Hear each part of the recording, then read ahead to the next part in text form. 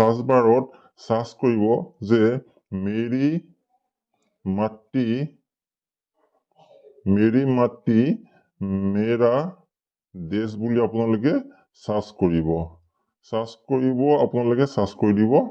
search কৰাৰ পিছত যিটো প্ৰথমে আহিব আপোনাৰ এই দেখিছে এই প্ৰথম যিটো আহিছে আপোনালোকে ইয়াতে আপোনালোকে ক্লিক কৰি দিব ইয়াতে ক্লিক কৰাৰ পিছত আপোনালোকে চাব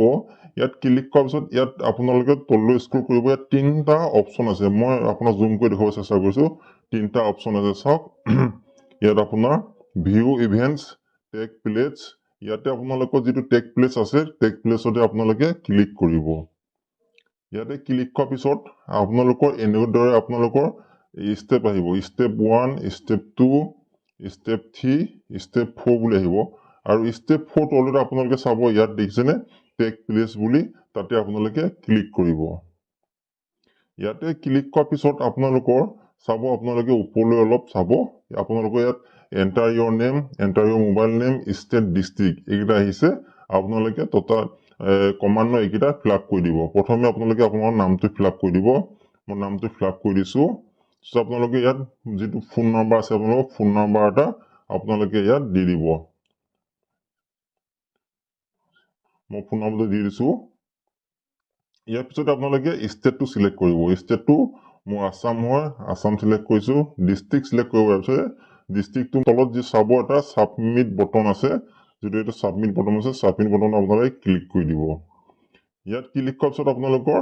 অলপ টাইম লোডিং হ'ব ইয়াৰ পিছত আপোনালোকে চাওকচোন ইয়াৰ পিছত আপোনালোকে চুজ ফাইলত গৈ আপোনালোকৰ এটা ফটো আপোনালোকে ইয়াত আপলোড কৰিব লাগিব ফটোটো চাওক আপোনালোকে চাৰিটা ফটো ইয়াত আপলোড কৰিব পাৰিব আপোনালোকে জাতীয় পতাকা লৈ থকা এখন ফটো বা আপোনালোকে হাতত এটা চাকি বাতি লৈ থকা এখন ফটো বা আপোনালোকৰ মাটি আমাৰ দেশৰ মাটি হাতত লৈ পেলাই উঠা এখন ফটো বা গছ পুলি উঠা ফটো আপোনালোকে এনে ধৰণৰ ফটো উঠি পেলাই আপোনালোকে ইয়াত আপলোড দিব পাৰিব সো আপোনাৰ ফটোখন আপলোড দিবৰ কাৰণে আপোনালোকে ক'ত যাব চুজ ফাইলত যাব চুজ ফাইলত গৈ আপোনালোকে নিশ্চয় ফটো তুলি থব এনেকুৱা এখন ফটো গতিকে মই মাটি লৈ থকা এখন ফটো মই তুলি থৈছো এখন মই ইয়াত আপলোড কৰি দিম আপলোড কৰাৰ পিছত আপোনালোকে ইয়াত কি কৰিব সাবমিট কৰি দিব সাবমিট বটন আপোনালোকে ক্লিক কৰি দিব ইয়াত সাবমিট হৈছে সব হোৱাৰ পিছত আপোনালোকৰ এনেদৰে আহিব ডাউনলোড সাৰ্টিফিকেট বুলি আহিব আপুনি ডাউনলোডত টিপি দিব ক্লিক কৰি দিব ক্লিক কৰাৰ পিছত আপোনালোকে